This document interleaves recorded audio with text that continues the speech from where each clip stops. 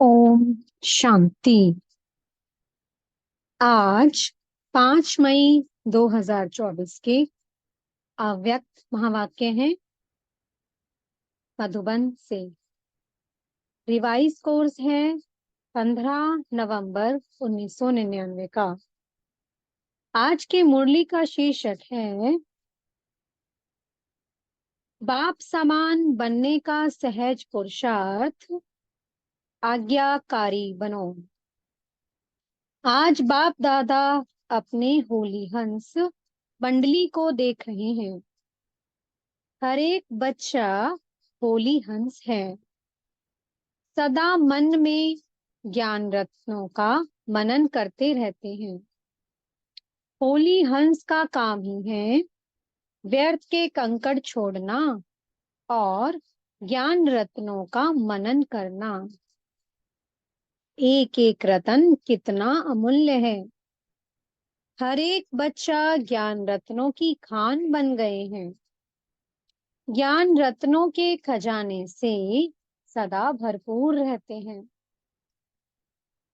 आज बाप दादा बच्चों में एक विशेष बात चेक कर रहे थे। वो क्या थी? ज्ञान व योग की सहज धारणा का सहज साधन है बाप और दादा की आज्ञाकारी बन चलना।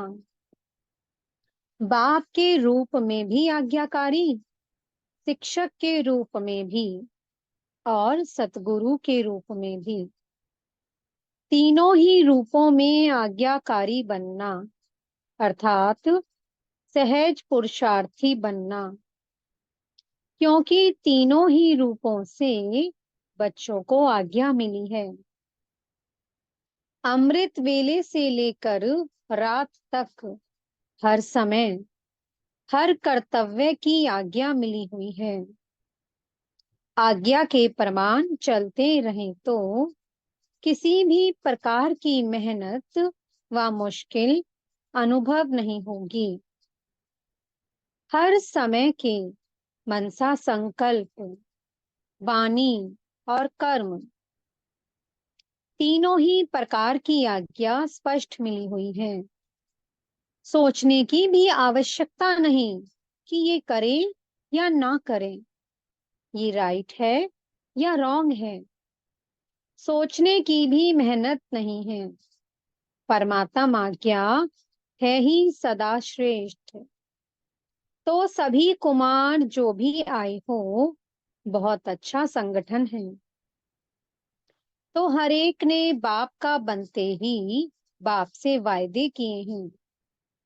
जब बाप के बने हैं तो सबसे पहले कौन सा वायदा किया?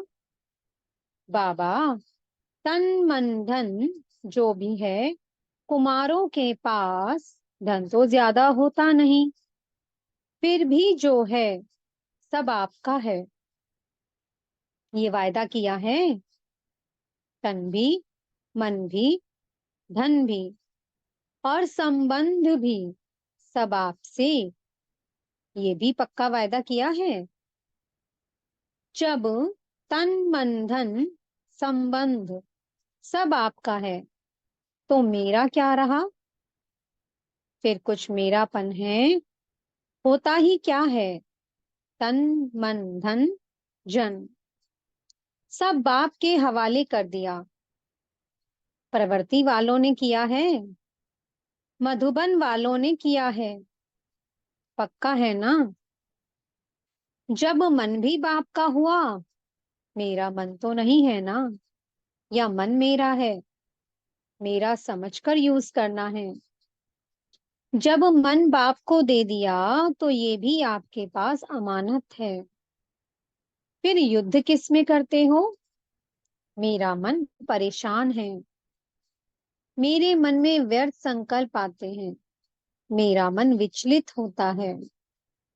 जब मेरा है नहीं, अमानत है, फिर अमानत को मेरा समझकर यूज करना, क्या ये अमानत में खयानत नहीं है?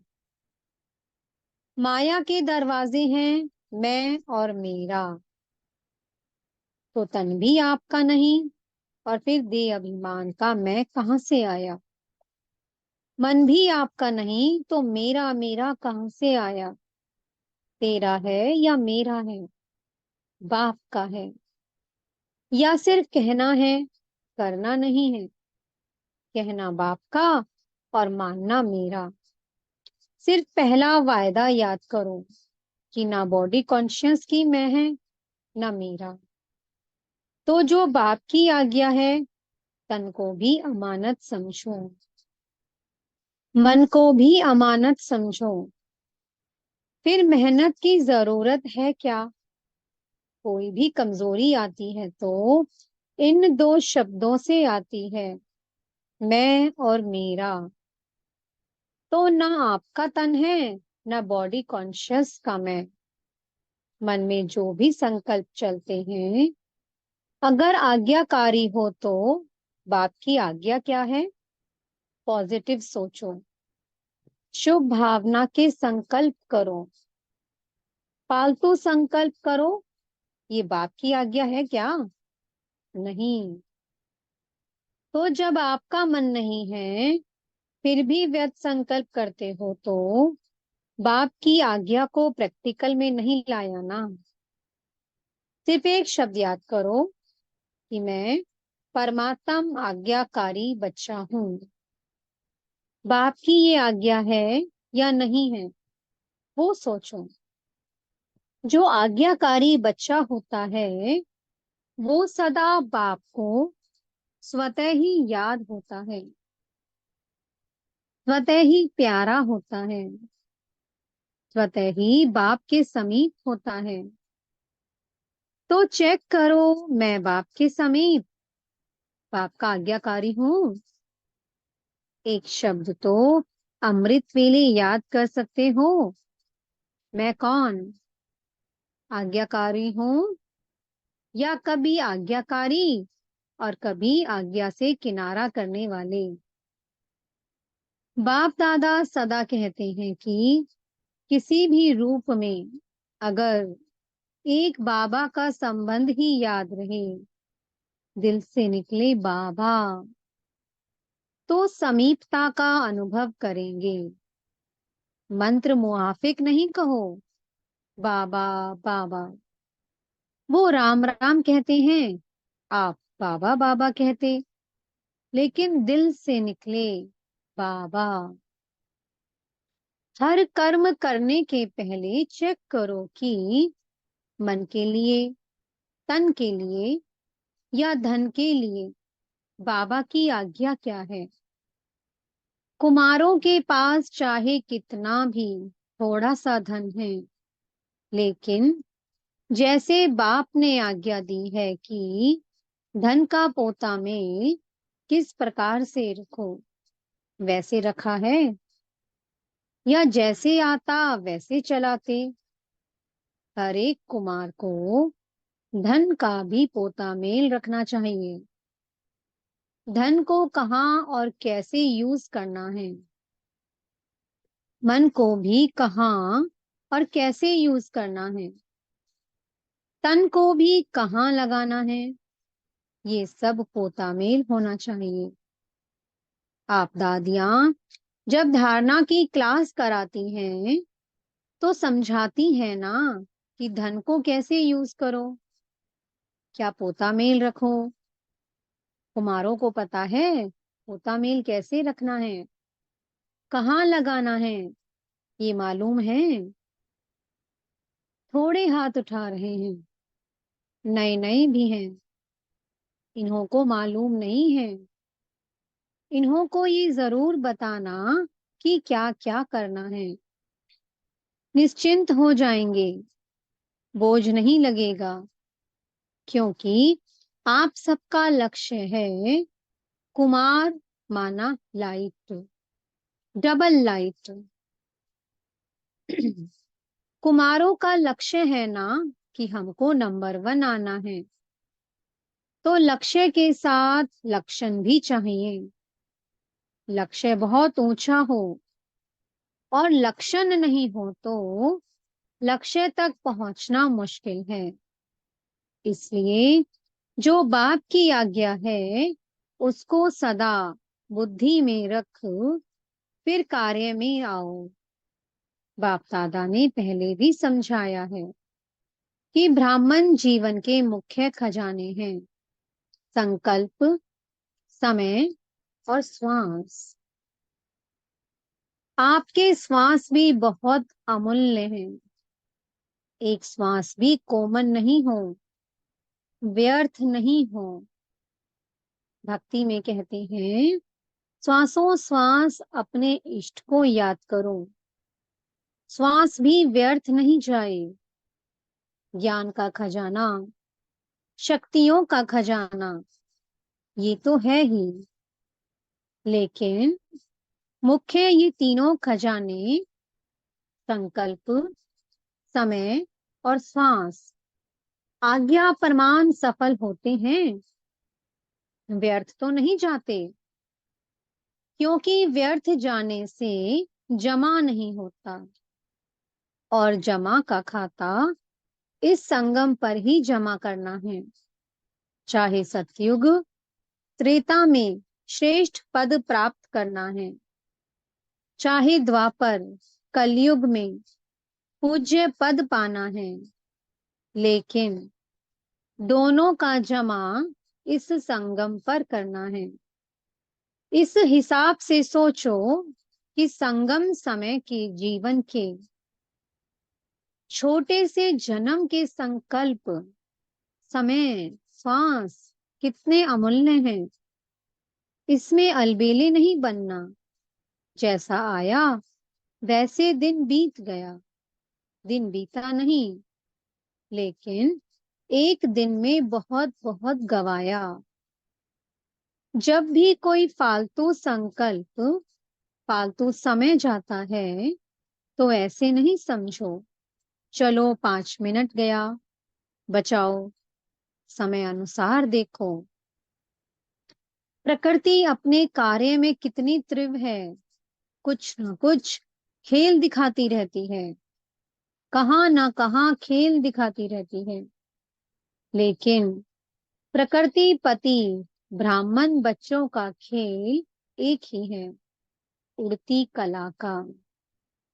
तो प्रकृति तो खेल दिखाती, लेकिन ब्राह्मण अपने उड़ती कला का खेल दिखा रहे हो।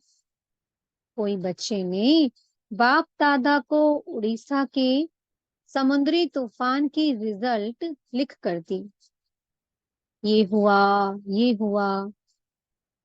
तो वो प्रकृति का खेल तो देख लिया, लेकिन बाप दादा पूछते हैं कि आप लोगों ने सिर्फ प्रकृति का खेल देखा, या अपने उड़ती कला के खेल में बिजी रहे, या सिर्फ समाचार सुनते रहे।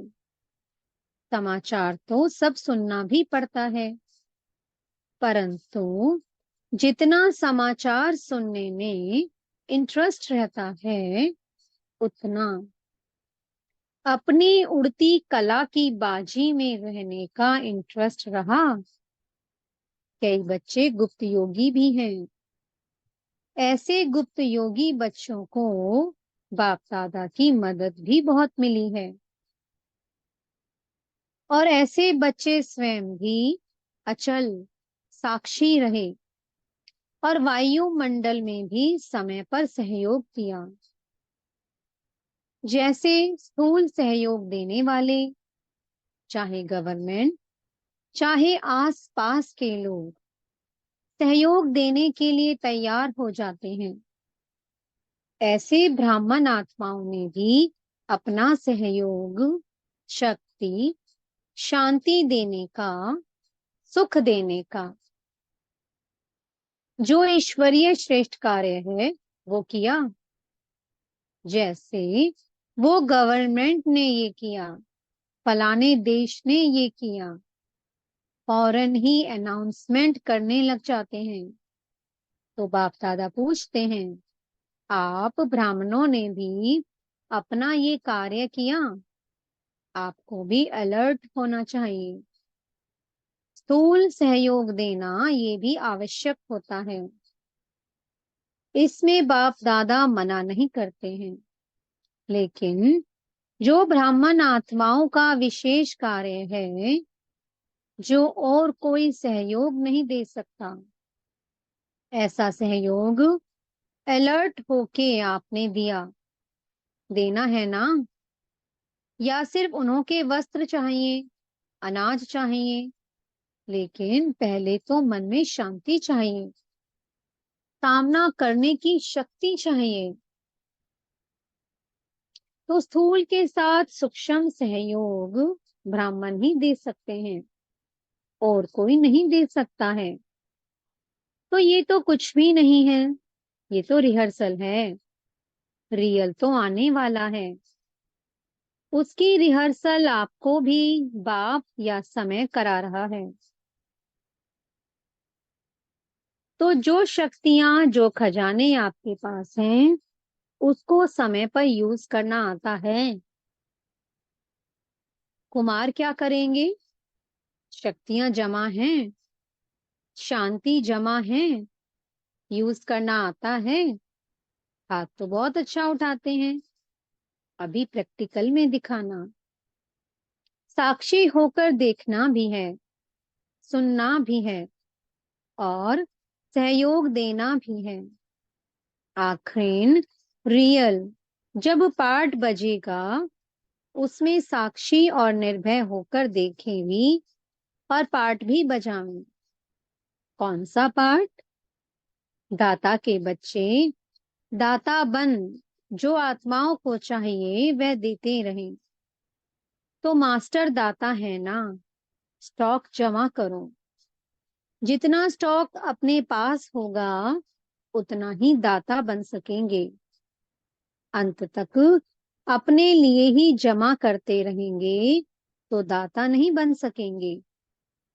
अनेक जन्म जो श्रेष्ठ पद पाना है, वो प्राप्त नहीं कर सकते हैं। इसीलिए एक बात तो अपने पास स्टॉक जमा करो। शुभ भावना, शुभ कामना का भंडार सदा भरपूर हो। दूसरा, जो विशेष शक्तियां हैं, वो शक्तियां जिस समय जिसको जो चाहिए वो दे सको। अभी समय अनुसार सिर्फ अपने पुरुषार्थ में संकल्प और समय दो। साथ साथ दाता बन विश्व को भी सहयोग दो।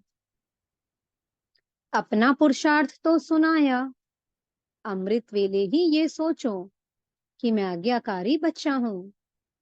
हर कर्म के लिए आज्ञा मिली हुई है, उठने की, सोने की, खाने की, कर्म योगी बनने की। हर कर्म की आज्ञा मिली हुई है। आज्ञाकारी बनना, यही बाप समान बनना है। बस श्रीमत पर चलना, ना मनमत ना परमत। एडिशन नहीं हो। कभी मनमत पर, कभी परमत पर चलेंगे तो मेहनत करनी पड़ेगी, सहज नहीं होगा। क्योंकि मनमत परमत उड़ने नहीं देगी। मनमत परमत बोझ वाली है, और बोझ उड़ने नहीं देगा। श्रीमत डबल लाइट बनाती है। श्रीमत पर चलना अर्थात सहज बाप समान बनना। श्रीमत पर चलने वाले को कोई भी परिस्थिति नीचे नहीं ले आ सकती। तो श्रीमत पर चलना आता है। अच्छा, तो कुमार अभी क्या करेंगे? निमंत्रण मिला, स्पेशल खातिरी हुई, देखो कितने लाडले हो गए हो। तो अभी आगे क्या करेंगे? रिस्पॉन्ड देंगे, या वहां गए तो वहां के, यहाँ आए तो यहाँ के? ऐसे तो नहीं है ना। यहाँ तो बहुत मजे में हो, माया के वार से बचे हुए हो। ऐसा कोई है जिसको यहाँ मधुबन में भी माया आई हो? ऐसा कोई है जिसको मधुबन में भी मेहनत करनी पड़ी हो? सेफ हो, अच्छा है। बाप दादा भी खुश होते हैं। समय आएगा जब यूथ ग्रुप पर गवर्नमेंट का भी अटेंशन जाएगा, लेकिन तब जाएगा जब आप विघ्न विनाशक बन जाओ। विघ्न विनाशक किसका नाम है? आप लोगों का है ना। विघ्नों की हिम्मत नहीं नहीं हो जो कोई कुमार का सामना करे, तब कहेंगे विघ्न विनाशक। विघ्न की हार भले हो, लेकिन वार नहीं करे। विघ्न विनाशक बनने की हिम्मत है, या वहां जाकर पत्र लिखेंगे, दादी बहुत अच्छा था लेकिन पता नहीं क्या हो गया। ऐसे तो नहीं लिखेंगे, यही खुशखबरी लिखो। ओके, वेरी गुड, विघ्न विनाशक हूँ। बस एक अक्षर लिखो, ज्यादा लंबा पत्र नहीं। ओके। अच्छा, मधुबन की भी विशेषता बाप दादा के पास पहुंच गई है। मधुबन वालों ने अपने चार्ट भेजे हैं, बाप दादा के पास पहुंचे हैं। बाप दादा सभी बच्चों को, आज्ञा मानने वाले आज्ञाकारी बच्चों की नजर से देखते हैं। विशेष कार्य मिला और एवर रेडी बन किया है, इसकी विशेष मुबारक दे रहे हैं। अच्छा, हर एक ने अपना स्पष्ट लिखा है। दादी से, आप भी रिजल्ट देखकर क्लास कराना। अपनी अवस्था का चार्ट अच्छा लिखा है। बाप दादा तो मुबारक दे रहे हैं। सच्चे दिल पर साहिब राजी होता है। सच्चे दिल पर सच्चा साहिब राजी होता है। अच्छा, चारों ओर के बाप दादा के आज्ञाकारी बच्चों को, सदा विघ्न विनाशक बच्चों को, सदा श्रीमत पर सहज चलने वाले, मेहनत से मुक्त रहने वाले, सदा मौज में उड़ने और उड़ाने वाले, सर्व खजानों के भंडार से भरपूर रहने वाले, ऐसे बाप के समीप और समान रहने वाले बच्चों को बहुत बहुत याद प्यार और नमस्ते। कुमारों को भी विशेष अथक और एवर रेडी, सदा उड़ती कला में उड़ने वालों को बाप दादा का विशेष याद प्यार। हम बच्चों की भी मीठे मीठे बाप दादा को बहुत बहुत याद प्यार, गुड मॉर्निंग और नमस्ते। बाप दादा ने डायमंड हॉल में बैठे हुए सभी भाई बहनों को दृष्टि देने के लिए हॉल का चक्कर लगाया। बाप दादा का हर एक बच्चे से बहुत बहुत प्यार है। ऐसे नहीं समझें कि हमारे से बाप दादा का प्यार कम है। आप चाहे भूल भी जाओ, लेकिन बाप निरंतर हर बच्चे की माला जपते रहते हैं, क्योंकि बाप दादा को हर बच्चे की विशेषता सदा सामने रहती है। कोई भी बच्चा विशेष ना हो, ये नहीं है। हर बच्चा विशेष है। बाप कभी एक बच्चे को भी भूलता नहीं है। तो सभी अपने को विशेष आत्मा हैं और विशेष कार्य के लिए निमित्त हैं, ऐसे समझ के आगे बढ़ते चलो। अच्छा, मीठे सदगुरु जी वरदान दे रहे हैं, सदा रूहानी स्थिति में रहे, दूसरों की भी रूह को देखने वाले, रूहानी रूहे गुलाब भवा। रूहे गुलाब अर्थात जिसमें सदा रूहानी खुशबू हो। रूहानी खुशबू वाले जहां भी देखेंगे, जिसको भी देखेंगे तो रूह को देखेंगे, शरीर को नहीं। तो स्वयं भी सदा रूहानी स्थिति में रहो और दूसरों की भी रूह को देखो। जैसे बाप ऊंचे ते ऊंचा है, ऐसे उसका बगीचा भी ऊंचे से ऊंचा है। जिस बगीचे का विशेष श्रृंगार रूहे गुलाब आप बच्चे हो, आपकी रूहानी खुशबू अनेक आत्माओं का कल्याण करने वाली है। स्लोगन है, मर्यादा तोड़कर किसी को सुख दिया तो वह भी दुख के खाते में जमा हो जाएगा। ओम शांति। बहुत बहुत शुक्रिया प्यारे प्यारे हमारे मीठे मीठे बाप दादा जी का। ओम शांति।